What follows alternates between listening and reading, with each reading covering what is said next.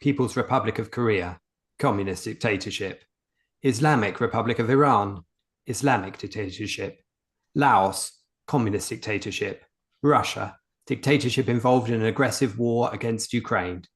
These are just some shining examples of members of the United Nations. Experts and bureaucrats in the UN are appointed by the governments of the above. Now, should Israel listen when these people lecture them on morality? I don't think so. Welcome to the reality show. Today we're joined by Kirk. Hello, Kirk.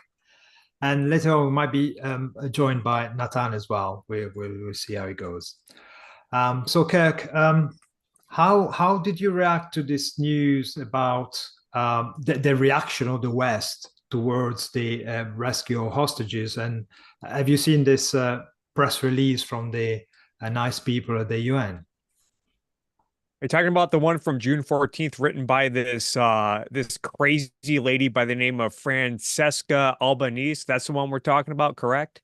Oh, yeah. Yes, that's the baby. That's now, just so everyone knows, on June 8th, the day the hostages were, well, I need to use this word I'm going to say this slowly and clearly. They were rescued. She said, she had this whole post. I'm only going to read the first sentence because I think it's telling. She says, "Relieved that the 4 hostages have been released, not rescued, released," as if, the Islamic theocrats known as Hamas just, had a change of heart. And they said, you know what, maybe it's time to let these fine Israelis go. We've held them captive for long enough and locked them into dark bedrooms for long enough. Here you go. This is a sign of goodwill, like as if like that's what happened. This is the lady that works for the United Nations and is writing these press releases, as you guys described. And I'll let you guys get into it. But man, a lot of what she wrote in this piece is very telling and revealing. Yes, and it's very important to listen to this press release because first of all, it's hilarious in its pro-Hamas stance, but also comes from the Human Rights Office of the High Commissioner. Not just a commissioner, a high commissioner. So you better sit up and straighten up and listen to them.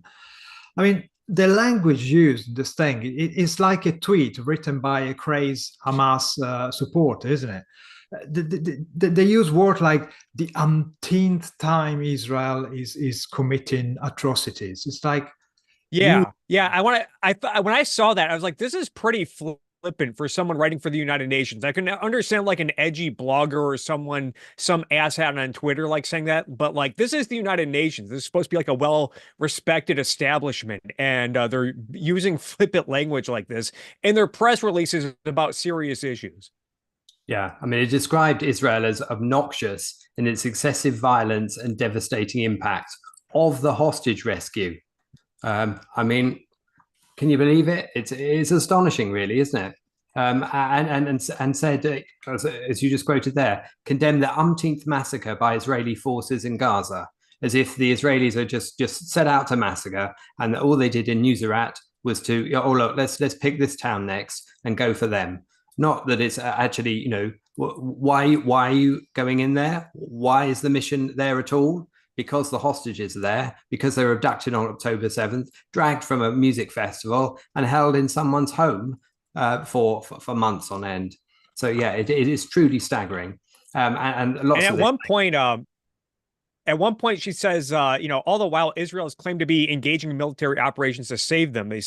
She says, according to experts, using the pretext of seeking to rescue hostages to justify excessive use of force exposes Israel's criminal actions, including through humanitarian camouflage, and tells us that they have reached a whole new level, the expert said. So the impression you get is that they were not really motivated by rescuing the hostages, but they used the hostage rescue as a pretext, as a justification to go in and just, mow down a bunch of innocent Palestinians or whatever. Yeah, innocent Palestinians, which were actually holding the hostages themselves in their own homes. But, let's gloss over that one. Part of the description of this so-called press release, they talk about how the IDF went in order to rescue the 4 hostages, and they use words like they spread terror by dressing up, hiding as displaced people, i.e., refugee Palestinians, and they spread terrors across the community, and the savagery in the Israel military action. The scandal language is like, hang on a second, savagery, really? They went to save hostages. People, innocent people, were taken from a festival, a musical festival. They were there having fun on a holiday, and they were taken. They were the lucky one, ironically, because they weren't massacred like the other 1,200 people, but they were taken back to Gaza and treated like animals. The whole purpose of taking them was actually to treat them like animals in order to exchange human for human. So the fact that Israel went in and saved them, it was an incredible feat of military action. It was an incredible logistic and coordinated work from different branches of the IDF. And, it was a successful one, saved 4 people. The only innocent person who died on that day was actually Arnon Zamora, which was the commander of the Yamam who died of his injuries. And what happens with these innocent Palestinians? They're so worried about the community and not spreading terrors that they shoot RPG weapons in the middle of town randomly. And we know how these monkeys are incredibly precise. So what do you expect? How many buildings and how many people were actually killed by their own side? Who doesn't care about civilian victims? But no, the conspiracy theory is that it was all a cover-up for Israel to go and bomb the area. I mean, what a load of nonsense. And if we look at what this body is, it's made up of a bunch of independent people, allegedly. What they say is they're independent of government or organization, that they serve in an individual capacity. But, that doesn't absolve the UN here, because this has got UN stamped all over it. UN takes this group of people and their report and puts it together with this largest body of independent experts, independent if you don't want to snort at that, and uses it. This is the largest body of independent experts in the UN human rights system. And it includes people with the kind of titles that tell you just about all you need to know. We have, they're all called special rapporteurs because, this has to be in French. Special rapporteurs on things like violence against women and girls, its causes and consequences. One on contemporary forms of slavery, including its causes and consequences. One on the right to food, on extreme poverty and human rights, on discrimination against women and girls, because, where should they be reporting? Should they be reporting on the Islamic treatment of women and girls? Because I think so. And one on a special rapporteur on the contemporary forms of racism, racial discrimination, xenophobia, and related intolerance. Well, I would describe xenophobia and related intolerance as what was behind October the 7th, not what's going on in a hostage rescue. Kirk. What was the name of the Israeli commander who died in the rescue? Arnon Zamora. Okay, I just want to, okay, yeah. And, rest in peace, hero. And, just going back to this press release, the way they frame this, they at one point mentioned acquiring civilian disguise to conduct a military operation constitutes perfidy, which is strictly prohibited under international humanitarian law and tantamount to a war crime. So using tactics to go and rescue hostages that were taken by invaders and back to other country, that any means of trying to rescue them, I guess, is a war crime. And I'm over here wondering, well, first off, I think it is important to note, because I've also read like stuff from NBC News and, talking about how IDF soldiers, they had a particular unit that specialized in like going into Gaza and being undercover and trying to blend in. And I can't think about how like scary that is as a soldier, like going into the enemy territory and just trying to blend in just to get, intelligence and data to organize such a hostage rescue. I mean, this is really heroic stuff. And I don't think enough is made in the press about how heroic this is and how brave it is for these people in Israel, these brave IDF soldiers to do such a thing, because it sounds very risky to me. I can't, I mean, I have trouble, like, I get all worked up, like, when I can't find a YouTube video to watch when I eat breakfast in the morning. These people are doing real heroic work and hard work. I can't imagine what they're going through. And for the UN to come out and, like, frame this as if it's some sort of war crime, like going into enemy territory, a war that they started to rescue some hostages, and they're like, oh, well, this is a war crime. Blow it out your ass, United Nations, is what I have to say. And I'm over here wondering, I mean, overall, there are probably plenty of examples, plenty of concretes to show how horrible and useless of an organization the United Nations is. But, you know, it's like supposed to stand for like world peace and preventing war and bringing conflicts to a close. Yeah, we have this situation where Hamas and other armed militant groups invaded Israel, killed over 1,000 people in Israel, went to a music festival and took a bunch of hostages. And what's Israel supposed to do? Are they just supposed to sit, you know, in Tel Aviv with their thumbs up their asses, waiting for the United Nations to broker some sort of peace deal where the hostages are released? It's been, what, over 8 months, and, you know, still there are hostages being held captive in Gaza, and Israel is not allowed to retaliate in this sort of matter where they go in. Like, what is... Just one more concrete to show how useless this organization is at doing what they're supposed to do, and that is stopping war. But as you guys alluded to earlier, it's more used as a tool by dictators and the world's loons, goons, and buffoons, the worst people in the world, worst governments in the world, terrorist organizations, dictators, as a means of, you know, guilting the better countries in the world to caving into their demands. Yes, at this point, it really looks like that if you are a Nazi, a gig at the UN is probably your ideal career, because you can pretend to be caring for the world and at the same time being as anti-Semitic and anti-Israel as you can, because you're going to be rewarded by these buffoons here. One of the things that, I mean, I'm in utter awe about this military operation. It's just something so incredibly brilliant. And what they actually did, they went into the so-called refugee camp, which is not a refugee camp, it's just a residential area, building and all sorts of stuff. They went in disguised as locals through the lorries that carry the aid, the humanitarian aid. The same aid, the same institution, the UN, argues is not getting into Gaza. So in the first place, you can't have them both. But listen what they say about it.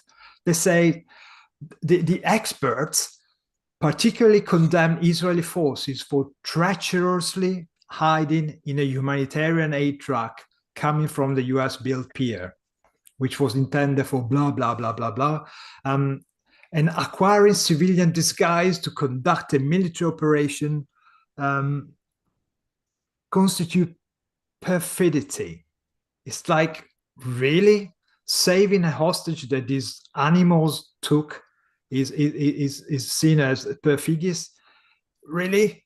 Oh God! The balls.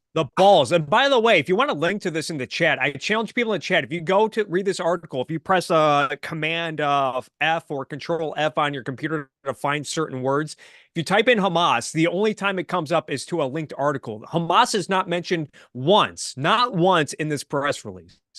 Well, Hamas is innocent, isn't it? Clearly, these guys have got their agenda laid down quite nicely, haven't they? So why should they blame their own side?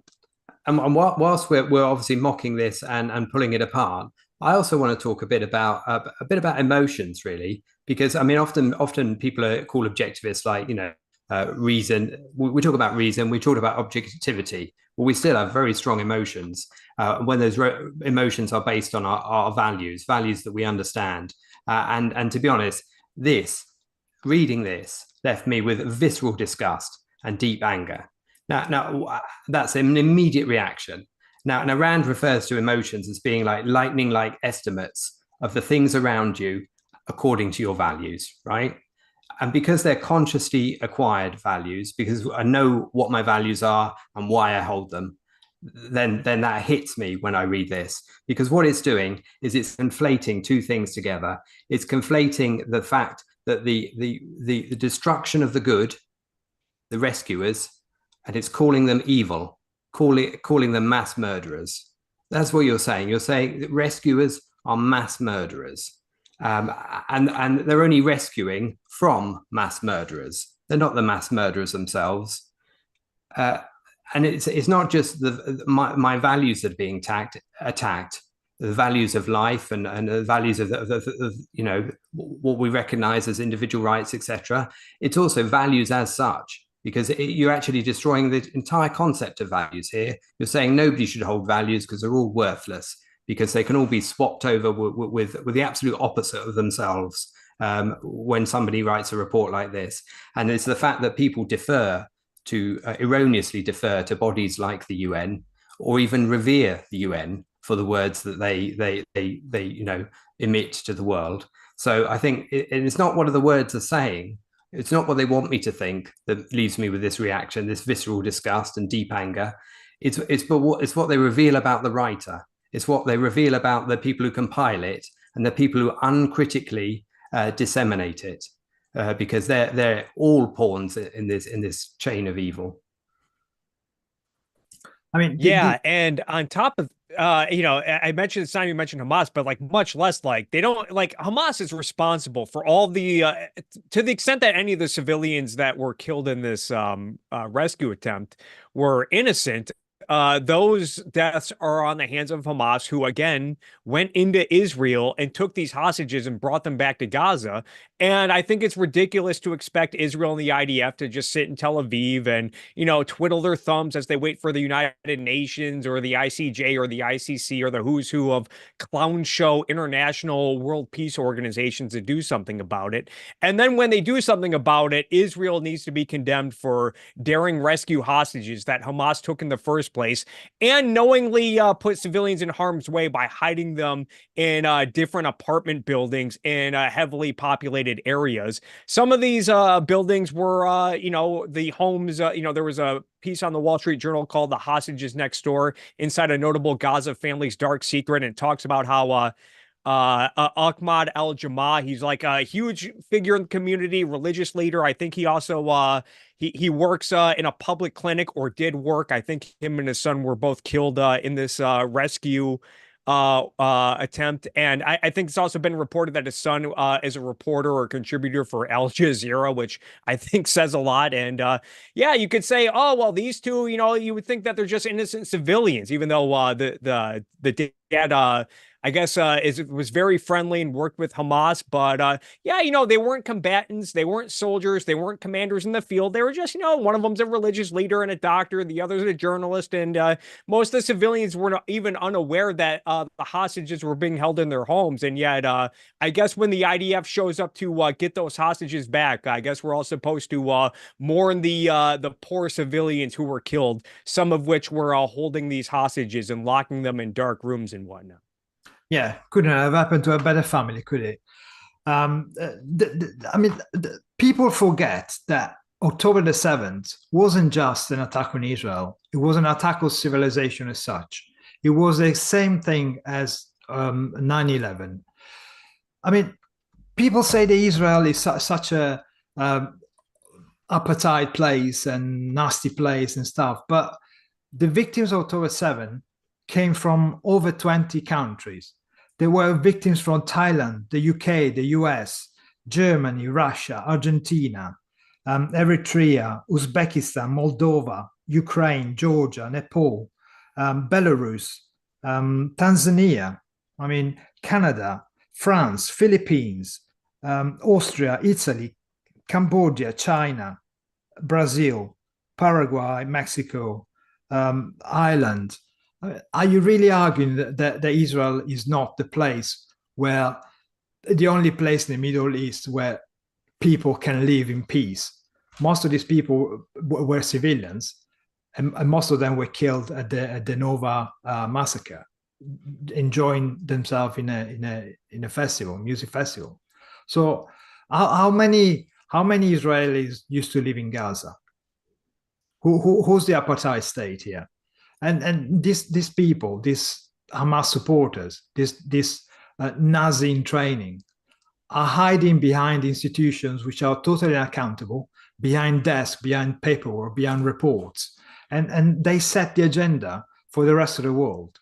and the rest of the Western world suck it up like it were gold, uncritically, because it comes from the UN, and UN, we all know it's a force for good.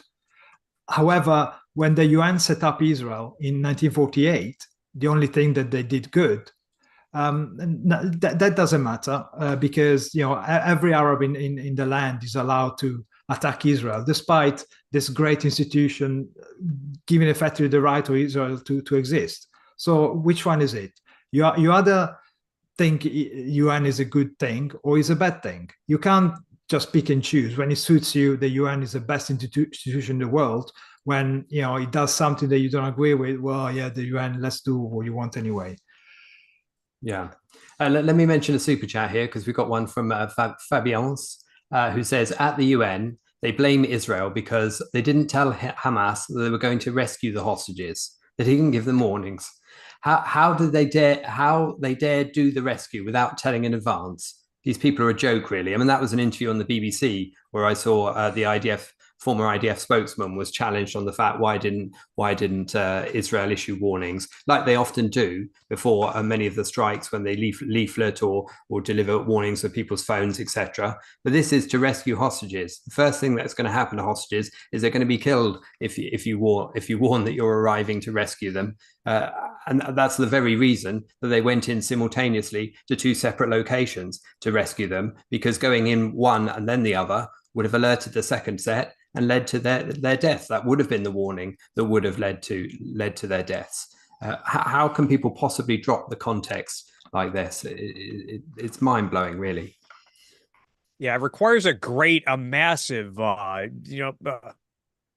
galaxy-sized level of evasion to just to drop the context in this situation.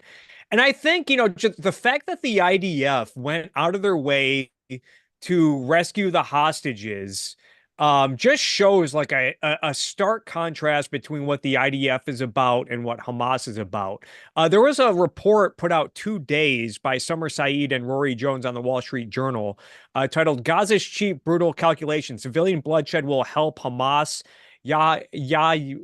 Sinwar's correspondence with compatriots and media shows that he is confident that Hamas can outlast Israel. This is on top of another report back in February, which I think involved Summer Saeed, that talked about how Hamas is counting on civilian casualties to help them, because they know they cannot win against the IDF in a gunfight. So they have to really get pressure from the pearl-clutching international community and clown show organizations like the United Nations to come down and pressure Israel to stop firing. And at one point it says, in dozens of messages reviewed by the Wall Street Journal, that Sinwar has transmitted to ceasefire negotiators, Hamas compatriots outside Gaza, and others. He's shown a cold disregard for human life and made clear that he believes Israel has more to lose from the war than Hamas. Hamas is counting on civilian casualties. They knowingly put them in harm's way. They're counting on them getting killed because they know that's their best way of outlasting Israel, is for the rest of the world to see the images on TV and to tell Israel and countries like the United Nations, and I'm sure the United Kingdom, to wag their finger at Israel and get them to stop, get them to pull out of Gaza, come to the negotiating table and give Hamas whatever they want so that they can live to fight another day and launch more rockets indiscriminately into Israel and whatnot, versus Israel. So Hamas will put civilians in Gaza in harm's way knowingly, because they know it's also in line with their covenant from 1987, where they say that death for the sake of Allah is the loftiest of the organization's wishes. Contrast that with Israel, who will do whatever it takes to rescue 4 hostages that are being held captive, even 8 months after they were taken hostage. If you don't know what, like, the difference between good and evil here, I don't know what else to tell you. Yeah, and there are so many instances where Israel was accused of being cynically saying things which were then proved right. One of the other things that happened was that every time Israel was starting bombing an area to get rid of the Hamas infrastructure, was either leafleting or sending text messages to the population in the area. And what did Hamas do? It was actually writing back and sending back text saying, ignore the message from the Israeli, stay put, become martyr, help the cause. And that is exactly how they see their role. These people know that they are bred to be cannon fodder, to be numbers, to be quoted, just for the sake of it, just for the sake of using your own death as a tool, again, as a weapon against Israel.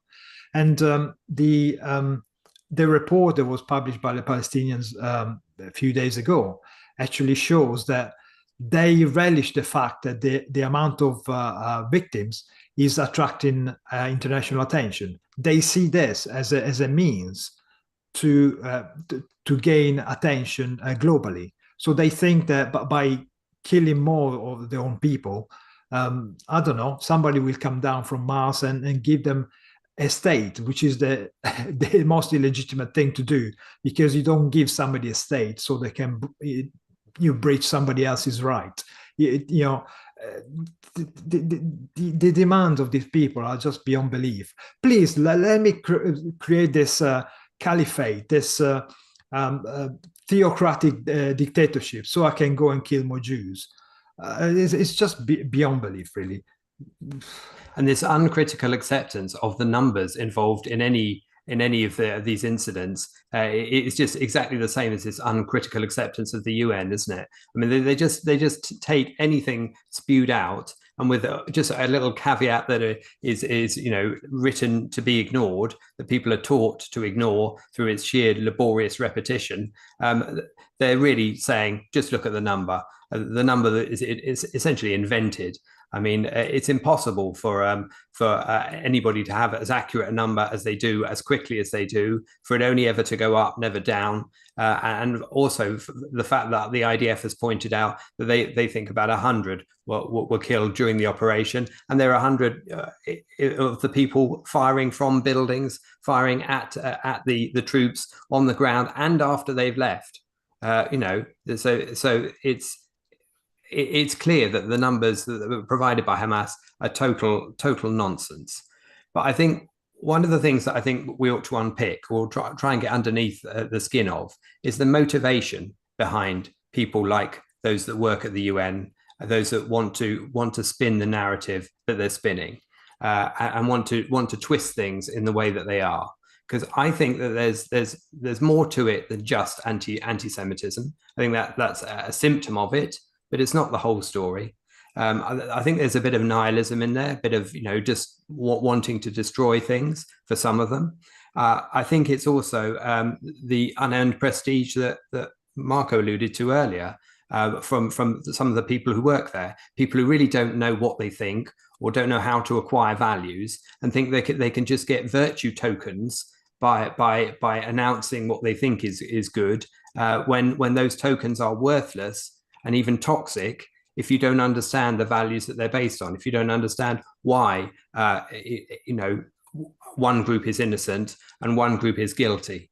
And it's that conflation of the two, that confusion between the two, that moral equivalence, and that out and out destruction of the good by trying to merge it and smear it with the evil is absolutely heinous in all this.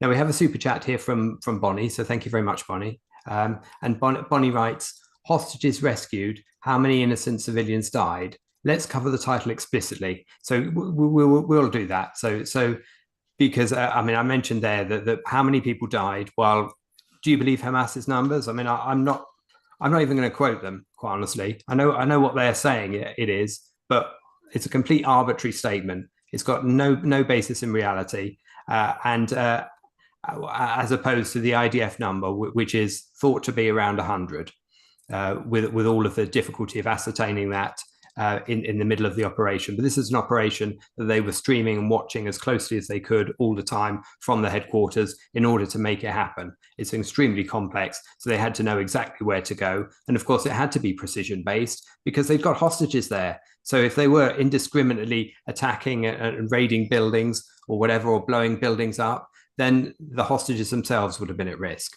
So the sheer accuracy of it is inherent in the nature of the operation. Kirk. Yeah, and I immediately afterward, I saw a lot of people, a lot of anti-establishment pro-Hamas, anti-Israeli commentators and journalists just blindly running with the the what was it, the Gaza Health Ministry, as if it's not an arm of Hamas, just running with that number, not being, they might question like some of the reports about October 7th about like babies getting their head cut off or women being raped. In those instances, they want like video evidence so that they can slow it down and see frame by frame to scrutinize it. Even then, that's not enough. But like whatever the Gaza Health Ministry, whatever number they throw out there, they could just throw out like 14 billion, and these gullible losers would probably eat it up. And then they'll operate on their trolley cart morality, or as Ayn Rand might call it, lifeboat morality. But trolley cart morality, where they say, what was it really worth killing 250 or so innocent civilians just to save four hostages or whatever. I will say the Wall Street Journal is usually pretty good about this. Whenever they report the figures, they'll go out of their way to mention that I think they do sometimes mention that the Gaza Health Ministry is part of Hamas, and that they do not distinguish between combatant deaths and civilian deaths, which I think is important. And they'll also include what the IDF's claims are. And I guess it just depends on who you trust at that moment. But yeah, again, the way people talk about this and think about this, I think, is very revealing of where they stand in this conflict, the way that they are willing to bend over backwards to apologize for some of the most brutal dictatorships and goons in the world, and the kind of morality that they operate on. Yeah, and certainly believing Hamas numbers, however accurate they claim they are, is a fatal mistake. Those people have proved themselves untrustworthy and unworthy of the name of humans. So whatever they say, as far as I'm concerned, is totally bogus. But going back to Bonnie's point in the title of this episode, how many innocent civilians? Well, clearly the answer is not enough. Not enough, because 116 hostages are still held by the same people who claim they are being victims. So how many more civilians do we need to see that? Well, it's up to them. They could have had 0 casualties if on day 2 they decide to give up, surrender, return their hostages, and try and realize that what they've done wasn't absolutely even a civilized thing to do. But they're choosing to provide more support to Hamas, logistical, moral, and whatever else.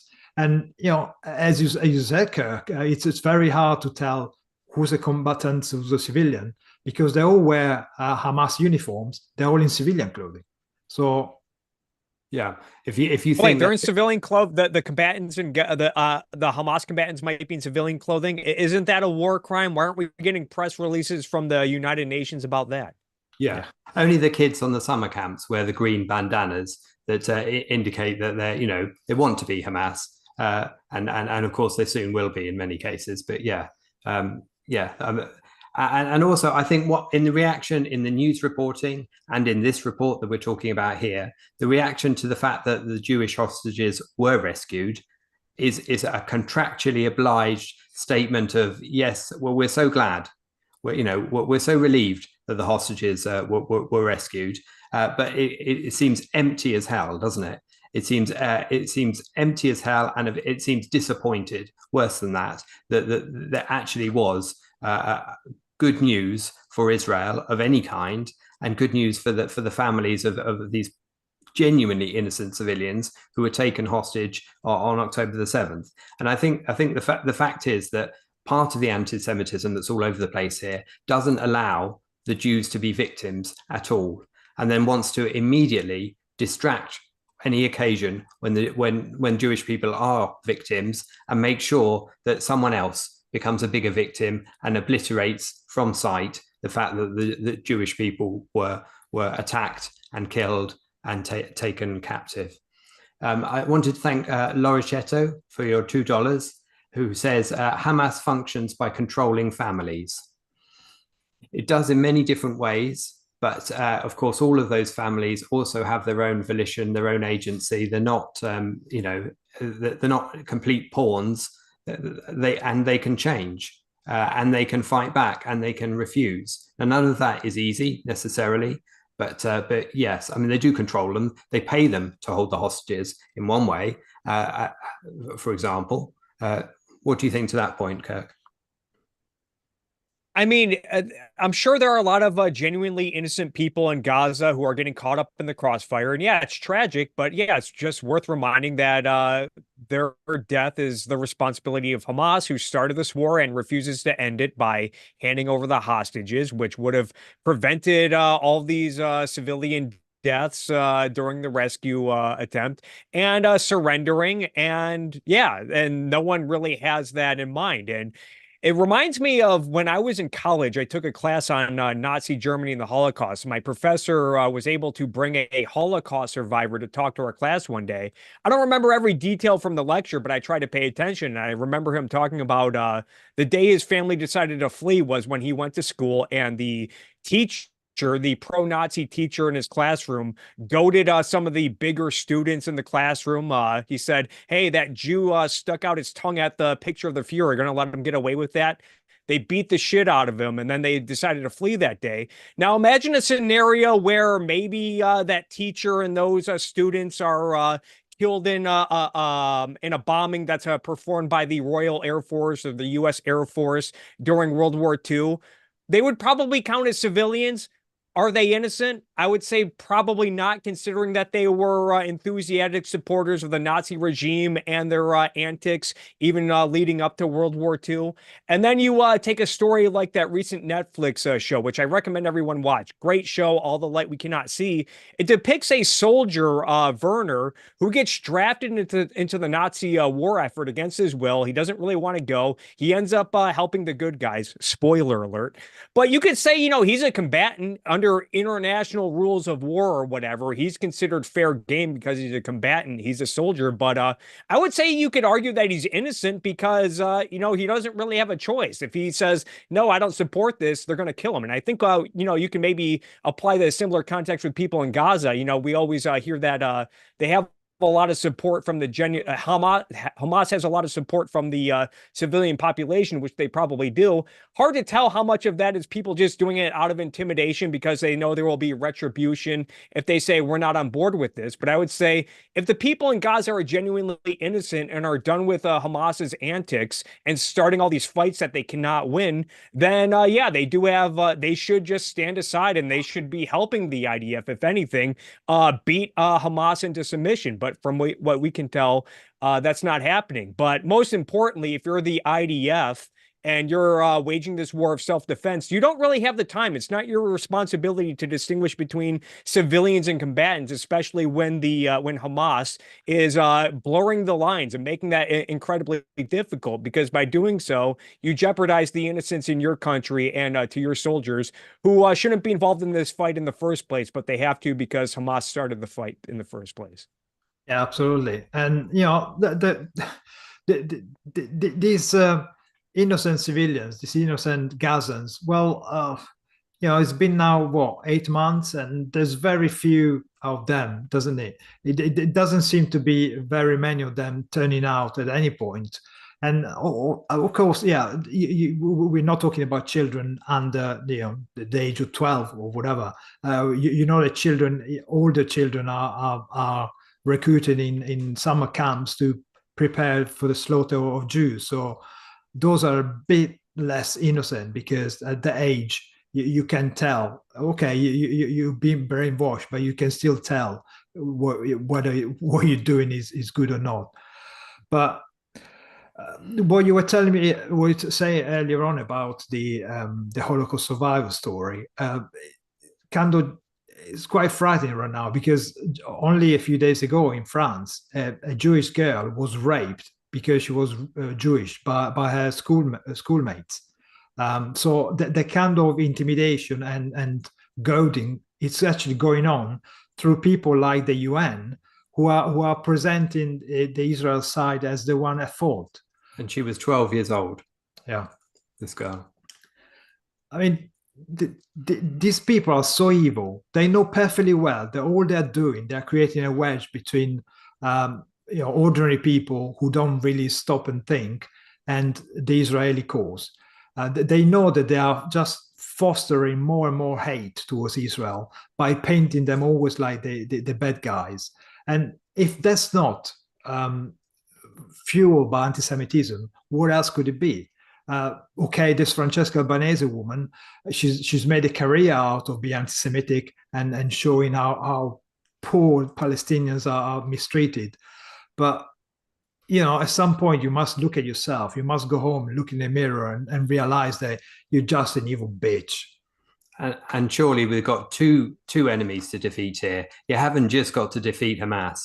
You've got to defeat the UN, haven't you? And all of the ideology behind the UN that incorporates all of those dictatorships that we spoke about at the beginning of the show. You have to defeat the ability for the UN to speak on behalf of the world, which is what it attempts to do, and claim to speak on behalf of morality.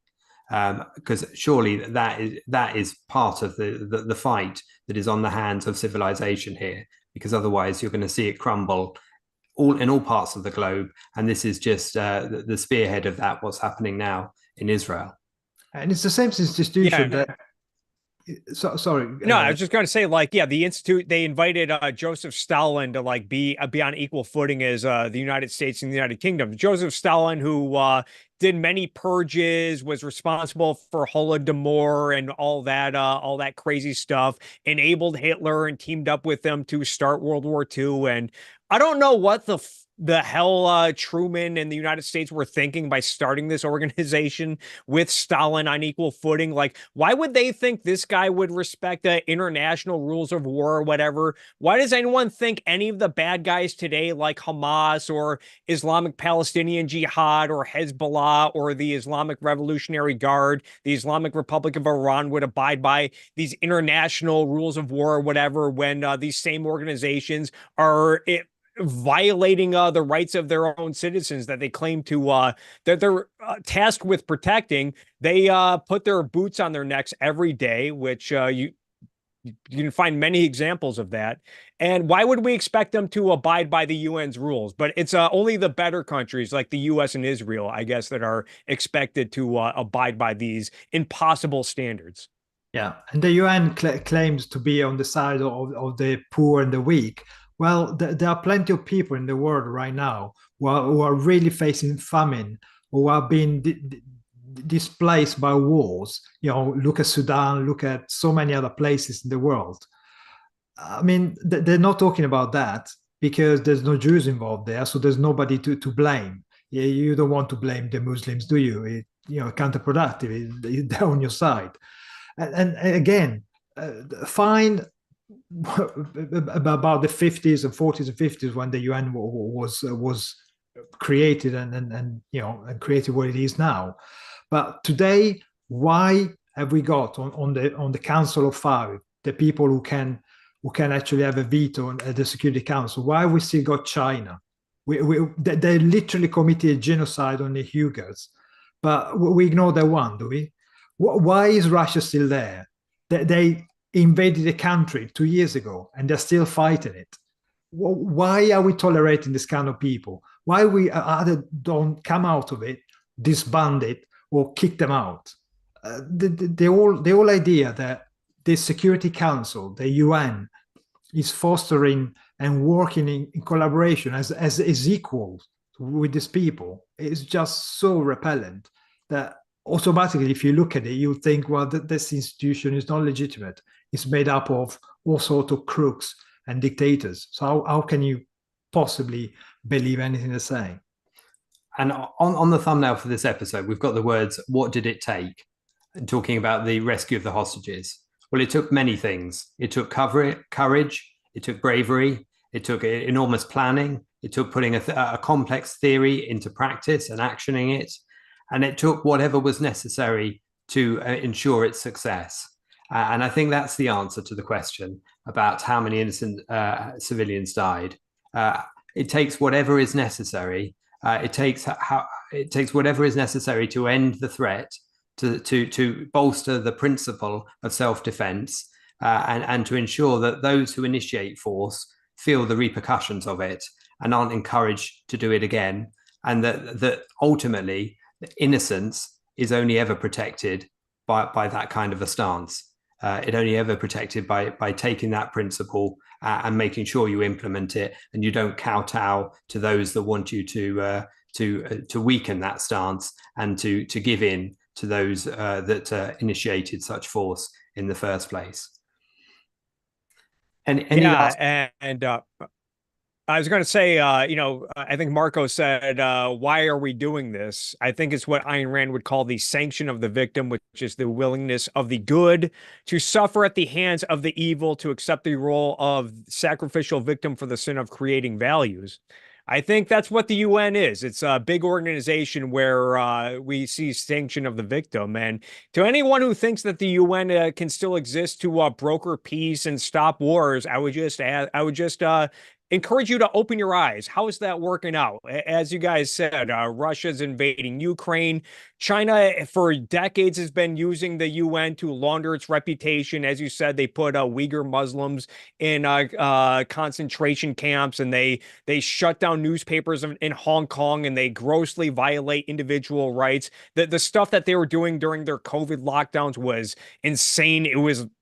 Everyone thinks the lockdowns in places like America and the UK were bad, which they were, but like it was dialed up to like 1,000 in communist China. And look what's going on in the Middle East. And to the extent that they do try to broker peace and stop war, it's often to the benefit of evil, not good. Yeah. Ultimately, the UN is the concretization, is the headquarter of altruism, isn't it? With the excuse of putting the weak in front of anything else, you replace your values with somebody else's values, and there's somebody else is usually somebody who wants to the one that rules everyone else.